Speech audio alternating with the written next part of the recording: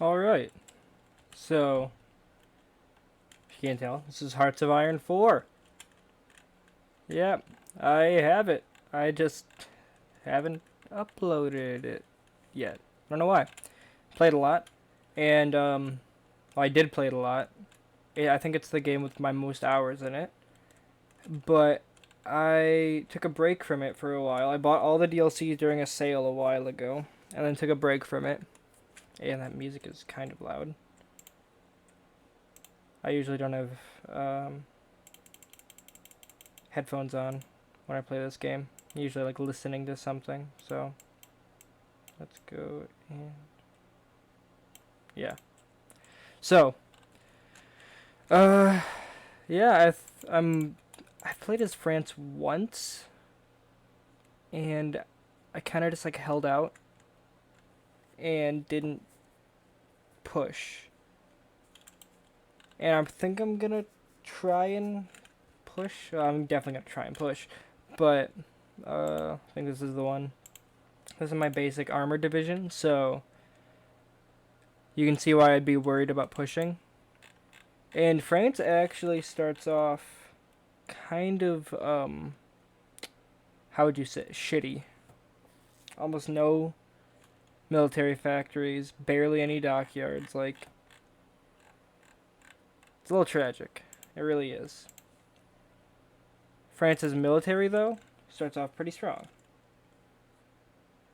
Just shy of about 80 divisions. So I've already done everything. I made my armored company.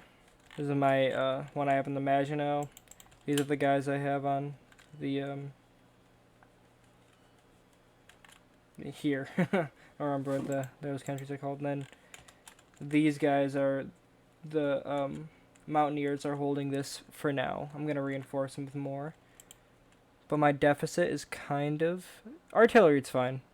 Infantry equipment about 9k, and with a lack of factories, it's kind of gonna be hell. But we should start selling a ton of steel and some chromosomes by the time the war starts. I might trade out some oil. Could we actually have a decent number of civilian factories. And yeah, I got this is my Africa Corps, or my Africa people. The garrison unit. These guys garrison everywhere, including Africa, except for down here. Because if you play your cards right, really the Axis shouldn't be able to get this far, so they're not going to be able to naval invade this far, so should be fine. And I do have some guys garrisoning here, just in case Italy comes down. This one, usually the UK will take it, so I shouldn't have to worry about it. And over here, I have the garrison force, and this guy is going to the border. Now, France also starts with a pretty decent navy. About 13 capital ships, 59 light craft, and 63 destroyers. So that's pretty good. And I haven't really looked at the Air Force. Yeah, 450 fighters, 204 attack bombs, and naval bombers. No CAS. So let's bring this up here. This up here. Yeah. Yeah, that should be good. Alright, and then let's just unpause it. I don't know how I'm gonna make this series yet, but yeah, I don't know if it's gonna be highly edited, if it's gonna be just episode format where I just play for 15, 20, 30 minutes. The good thing about this game, and unlike the CK2 game, is that this shouldn't take too long. Like, should be able to get this done in a pretty decent amount of time. I mean,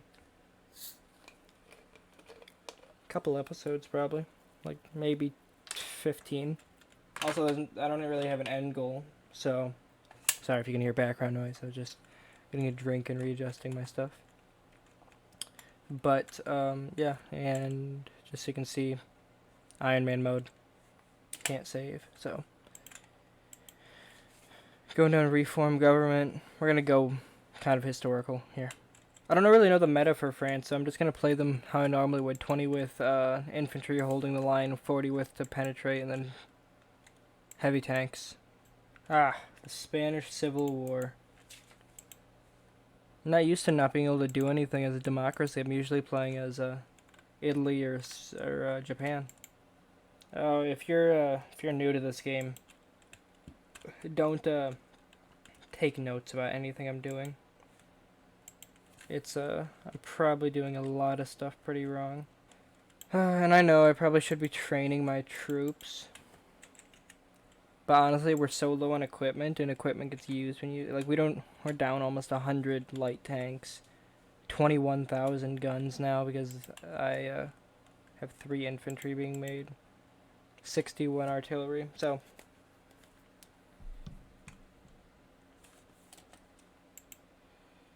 Ongoing war approaches our border has loomed over the upcoming election. Many voters are being concerned that France is not prepared, being thrown into conflict or whatever may arise. They demand we increase precautions and ensure that our nation is ready for war. While the majority still support Parti Radical, we may lose them to more radical elements if we do not.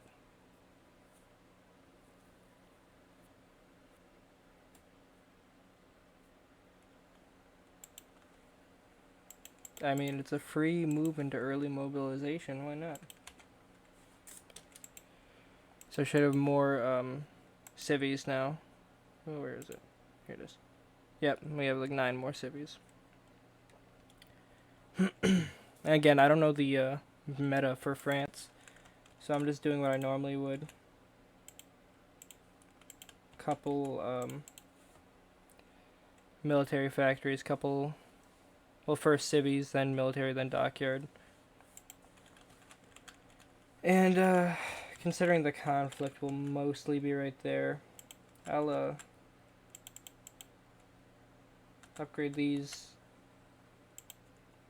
That one is not gonna be really fighting there, but let's go with Britain. I don't know if I'm doing that early or not. Again, never done it, so let's fully upgrade this port and this port. And even if they're not made by the time the war starts, I will probably not be doing any type of offensive in the opening days of the war, so... Speaking of which, I haven't even looked at these divisions yet.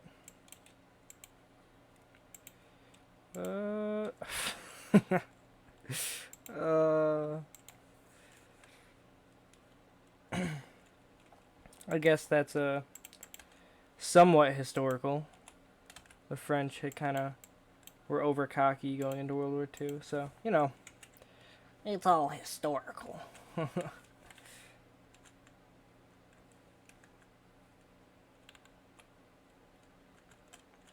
The Italians lining up on my border. I wonder what percent of my army is equipped. Ooh, look at this dude. Oh, 69. 21,000 guns. Feels bad, man. Feels bad.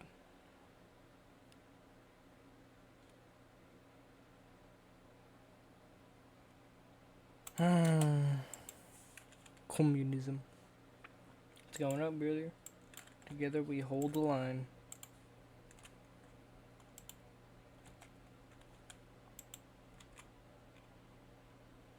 Get my stability up.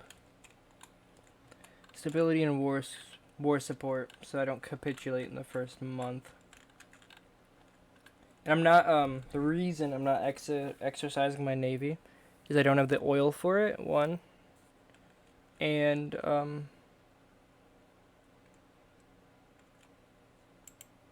because, I can't design ships. I mean, I could, but with the, London Naval Treaty, there's really no point. Like, I could design light ships, but there's a limit on those, too.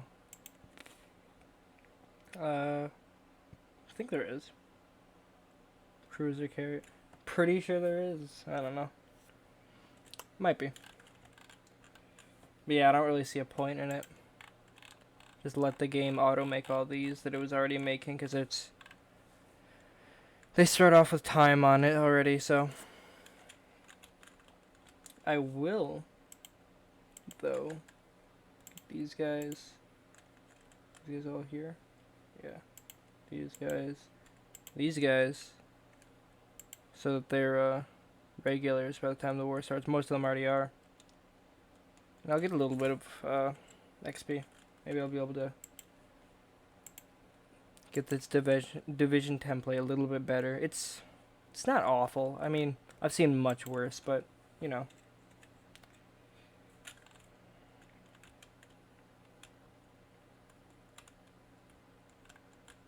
So yeah, I would say like, alright, you have to look out for this and this in France, but again, I've played it once. Start getting our economy up so we can. Yep, we're building our first couple military factories. Actually, I have a decent number of civs now, so we're doing even better than we were a couple months ago. Also, I'm gonna apologize if I do end up making these a edited series. It's definitely gonna take me longer in between episodes. I think I try and stick to every other day with my CK2. These would probably be just every once in a while. And it's easy to record them. I just sit down at 12 o'clock at night and record for half an hour. And then I would edit it down, but the editing is what takes a while. So I got a job, I got stuff to do.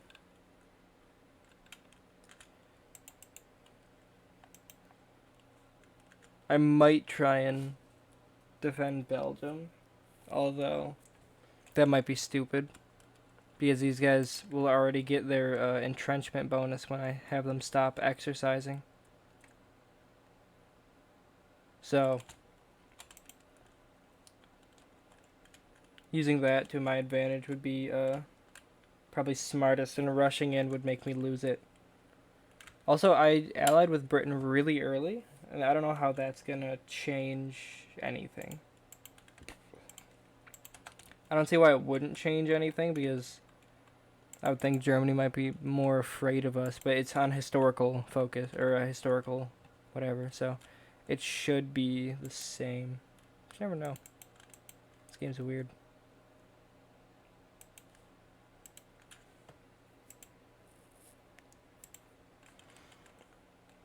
The first part and a half might be a little boring though. Just because it's a democratic early game. As Japan, you declare war right about now, between now and next year, mid-year next year. You declare war on China. Germany and Italy are gearing up for war and testing their equipment in Spain. Italy, you're also fight Ethiopia. That ends pretty quickly though, unless you farm for XP. America, I'd say, is the most boring. But even like down here, you get into fights with your neighbors before America gets stronger. So, it's just a bit boring at first. More entrenchment.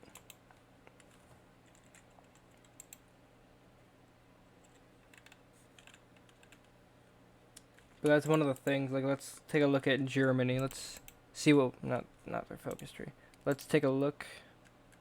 26 to 32 military factories to 8. That is an insane difference. They outproduce us in everything. And when you think of Germany, you do not think of a strong surface fleet or a strong fleet in general. Think of maybe U-boats. 8 dockyards. A minimum of 9. Air Force, let's compare that. 696. That's minimum is about a third larger than ours. Like,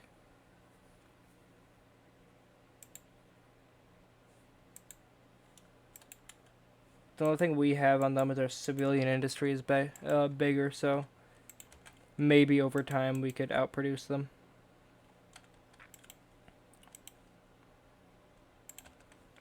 Get our production limit up so that we have positive tanks and trucks now, which is good.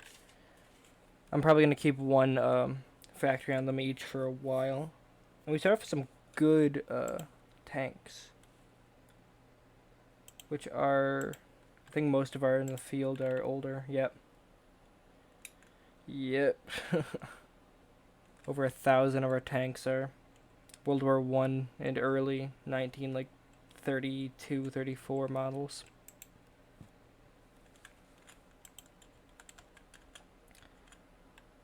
Yeah, guys, it's a shorter part for this one, but I'm gonna end it here, and pretty much decide how I'm gonna do this. But if you enjoyed this video, go ahead, leave a like, subscribe, and I hope you enjoyed.